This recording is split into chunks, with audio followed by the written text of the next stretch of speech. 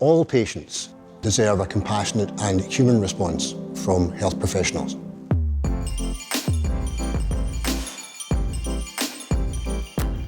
I think the most important thing that you can do is to listen openly and honestly to patients. There's always a temptation, I think, to start jumping in with questions too early, to prejudge the situation, to make assumptions about why the patient's there and what they want out of this consultation. The anagram of listen is silent. For patients with mental health particularly, I think it's really important just to sit in silence and actively listen, and giving them that safe space to talk. I don't answer my phone. If the phone rings, it's like, sorry about that, I just ignore it.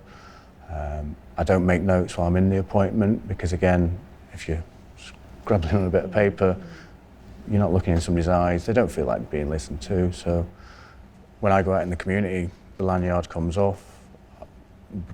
We look like just two people walking down the street, sat having a coffee. I've had people ask, Craig, can I introduce you as my friend? You can introduce me as whatever you want, you know. Whereas I know there'll be some people who'll be like, no, I'm your support worker. Their initial reaction of how you receive them, the courtesy, humanity is so simple, but maybe not considered because everyone else is thinking of what else they've got to do and what else is ahead of them, and not come in, sit down, and I'm here for you. And they must trust you emphatically. I had a young gentleman, I think he had 22 admissions to A&E in 1 month with repeat overdoses, alcohol excess, a really sort of difficult marital relationship, history of depression.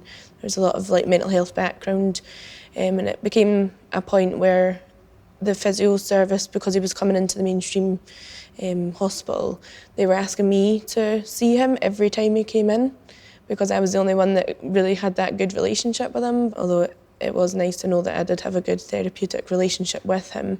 But the consultants, the nurses and everybody else that was involved they weren't thinking, why is he continually coming back? And eventually I'd done the referral myself to the crisis team and they eventually seen him. But I really felt like for him, the services did fail him because nobody was looking out of the box and nobody was really sort of fighting his corner. The young lady I work with, she's got a diagnosis of emotionally unstable personality disorder, which can be quite challenging. This young lady used to phone ambulance, police, all the time. She'd phone the CMHT 20 times a day. Once we decided that a support worker would be a good idea to start working with her, she then felt listened to. Being able to talk about it and talk about ways of her dealing with her emotions, the calls slowly but surely came down. So by just engaging properly with her, it's actually probably saved the NHS a reasonable amount of money, and most importantly brought her stress levels down.